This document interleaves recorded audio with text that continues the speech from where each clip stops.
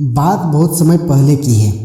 एक किसान को अपनी बुरी आर्थिक स्थिति से हार मानकर गांव के ही एक साहूकार से कर्ज लेना पड़ा, लेकिन काफी वक्त बीत जाने पर भी वह साहूकार का ऋण नहीं चुका पाया। गांव का वह साहूकार बूढ़ा और देखने में बदसूरत था। उसके अनुचित स्वभाव के कारण गांव में उसे कोई पसंद नहीं करता था। किसान के परिवार में उसके और उसकी एक बेटी के सिवा और कोई नहीं था। उसकी लड़की बहुत ही सुंदर थी और अच्छे स्वभाव की थी।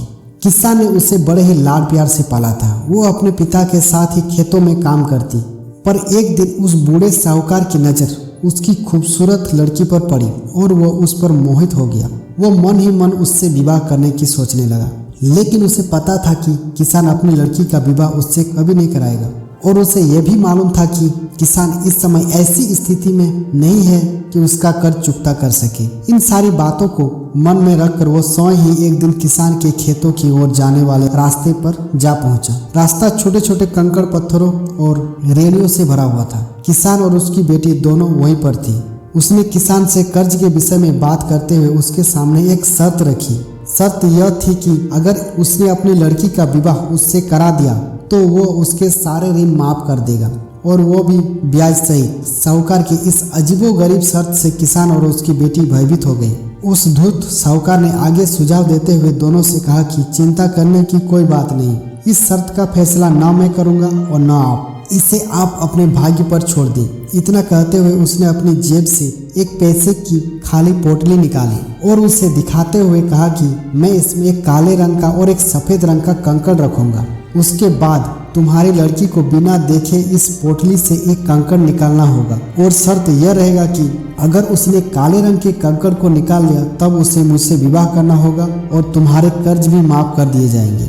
अगर तुम्हारी लड़की ने सफेद रंग के कंकड़ को निकाला तो इसे मुझसे विवाह नहीं करना होगा और फिर भी कर्ज माफ कर दिए जाएंगे। लेकिन अगर इसने कंकड़ निकालने से मना कर दिया तो फिर तुम्हें जेल के सलाखों के पीछे जाना होगा। जैसे ही किसान और उसकी लड़की उसकी इस शर्त पर आपस में बात करने लगे, तभी साहूकार अचानक कंकड़ों को उठाने के लिए नीचे झुका। उसने जैसे ही 2 कंकड़ों को उठाया, उसी समय किसान की लड़की की नजर उस पर पड़ गई। उसने देखा कि साहूकार ने 2 काले कंकड़ ही पोटली में रख दिए, जबकि नियम के अनुसार यह चाहिए था कि वो एक काले रंग का और दूसरा सफेद रंग का कंकड़ खाली पोटली में रखता। फिर उसके बाद साहूकार ने लड़की को पोटली से एक कंकड़ निकालने के लिए कहा। दोस्तों, अब आप कुछ देर के लिए ऐसा महसूस करें कि उस लड़की के जगह आप उस कंकड़ पत्थर वाले रास्ते पर खड़े हैं। उस स्थिति में आप अगर एक लड़की होते तो क्या करते? अगर आपको उस लड़की को कुछ सुझाव देना होता तो क्या देते? मुझे लगता है कि अगर हम इस पर ध्यानपूर्वक विचार करें तो हमारे सामने 3 संभावनाएं निकल कर आती है। पहली बात यह हो सकती है कि लड़की को कंकड़ निकालने से बिल्कुल मना कर देना चाहिए।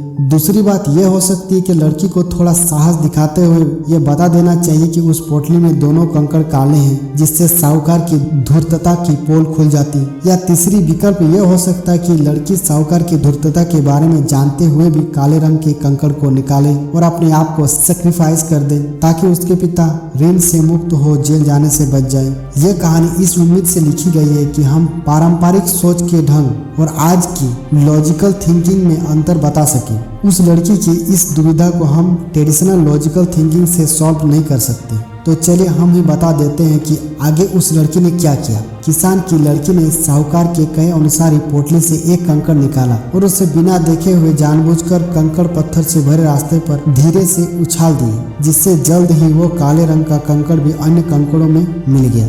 उसके बाद उस लड़की ने झूठा खेद व्यक्त करते हुए कहा, ओह मैं कितनी लापरवाह हूँ। साहूकार इस बात से लड़की पर थोड़ा क्रोधित हुआ, लेकिन फिर उस लड़की ने मामला संभालते हुए आगे कहा कि चिंता ना करें, अगर आप पोटली खोलकर देखें कि उसमें कौन सा रंग का कंकड़ बचा हुआ है तो यह साफ हो जाएगा कि मैंने कौन सा कंकड़ निकाला था, काला या सफेद। हालांकि यह तो निश्चित था कि बचा हुआ कंकड़ काले रंग का ही होगा, क्योंकि जैसा कि आप जानते हैं कि साहूकार ने पोटली में दोनों ही कंकड़ काले ही रखे थे। तो इस प्रकार यह सिद्ध हो गया कि लड़की ने सफेद कंकड़ निकाला। अब साहूकार चाहकर भी अपनी बेईमानी और धूर्तता को प्रकट नहीं कर सकता था। इस तरह उस लड़की ने बड़ी चालाकी से अपने विरुद्ध खड़ी परिस्थितियों को अपने पक्ष में कर लिया। दोस्तों, हम इस कहानी से हम आपको यह बताना चाहते हैं कि समस्या चाहे कितनी भी जटिल क्यों ना हो, हम उसके बारे में सोचने और उसे सुलझाने के तरीकों को बदलकर उसका समाधान आसानी से निकाल सकते हैं।